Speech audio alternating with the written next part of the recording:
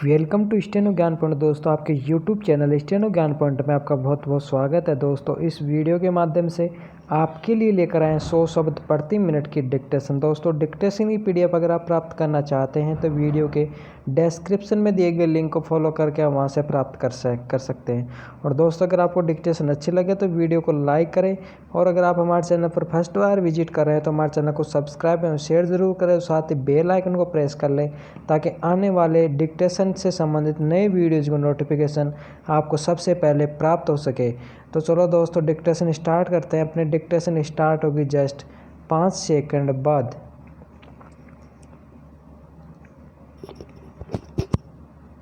Yes, start.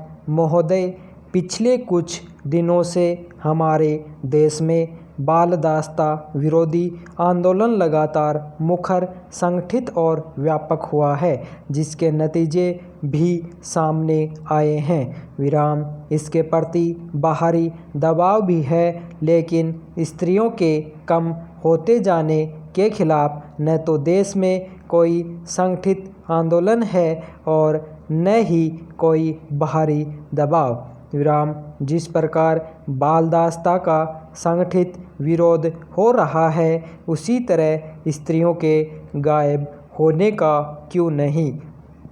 आज भी देश के बहुत से हिस्सों में कन्याओं को जन्म लेते ही मार दिया जाता है, और समाज के रूढ़ दृष्टिकोण के कारण शिक्षा और विज्ञान भी कातिलों की मदद कर रहे हैं। विराम।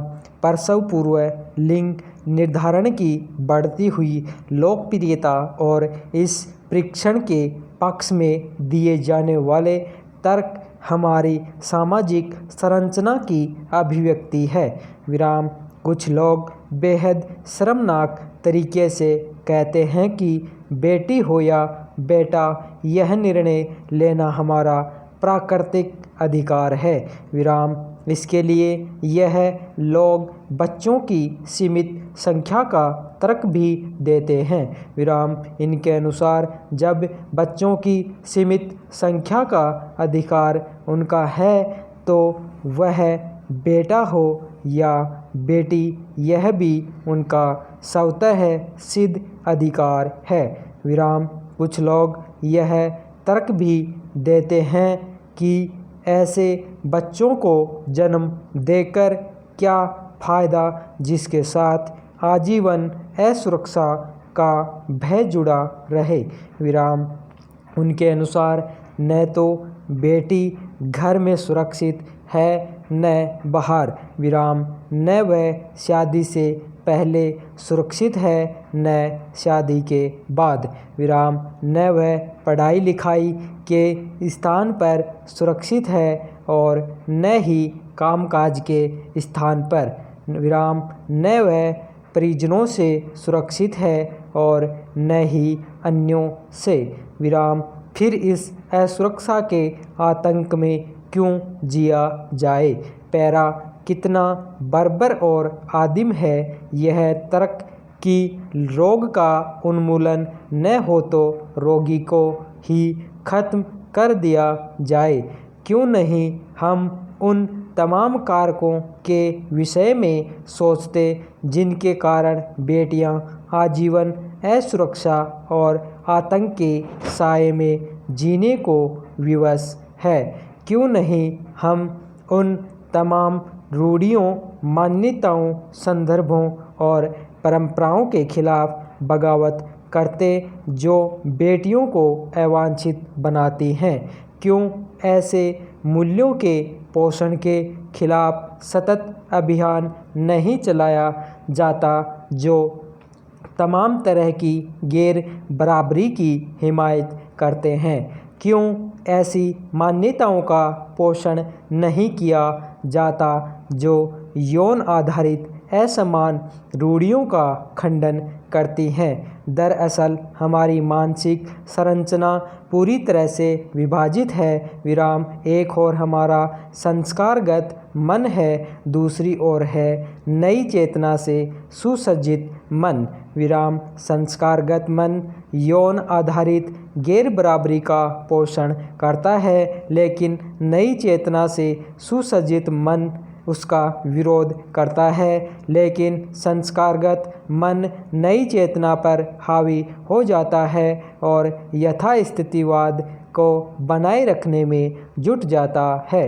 विराम नई चेतना से सुसज्जित मन संस्कारगत मन के विरुद्ध लंबी अवधि तक संघर्ष नहीं करता है।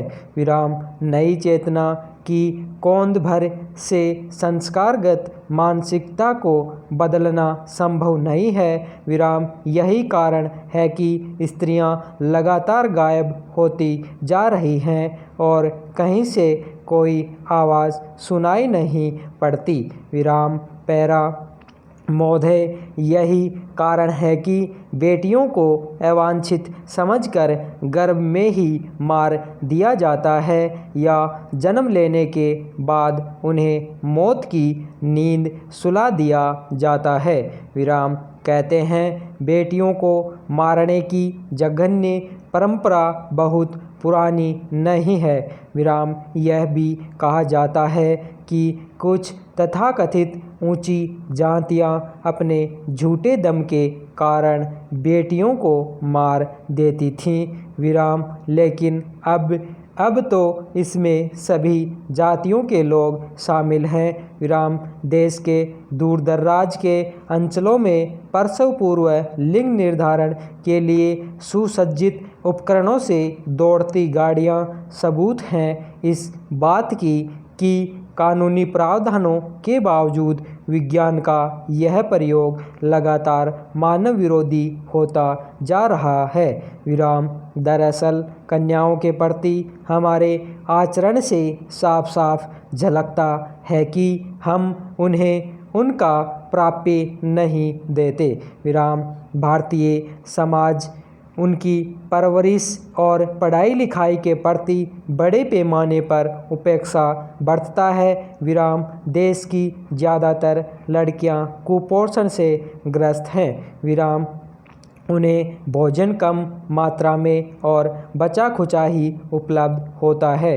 विराम विडंबना यह है कि माँ या दादी ही ऐसा काम करती हैं। विराम ऐसा नहीं है कि वह ऐसा जानबूझकर करती हैं, बल्कि उनके संस्कारों में यह रच बस गया है कि लड़कियों की परवरिश को कोई अहमियत नहीं देनी चाहिए।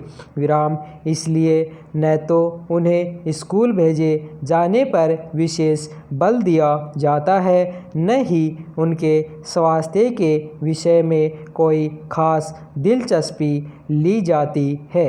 विराम वे तो सिर्फ बड़ी हो जाती हैं। बड़ी होने के लिए शोषण और भेदभाव की परंपरा को अपनी से अगली पीढ़ी को हस्तांतरित करने के लिए। विराम पैरा इसे भी एक विडंबना ही कहा जाएगा कि मानव मूल्यों का पक्षधर मीडिया भी उनके विरोध में है। विराम मीडिया को भी बालिकाओं, किशोरियों और स्त्रियों की ऊपरी बनावट और रूप सौंदर्य ही भाता है। विराम इसके पास भी उनमें अंतर्निहित विशेषताओं को परखने या पहचानने की फुर्सत नहीं है। विराम इस सिलसिले में सौंदर्य प्रतियोगिताओं की सूचनाओं को बड़े पैमाने पर प्रकाशित करने को देखा जा सकता है।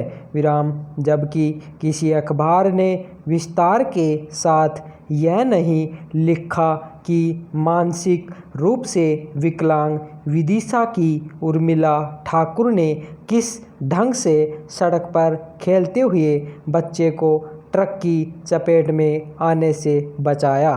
विराम यदि कहीं यह खबर छपी भी होगी तो बहुत छोटी।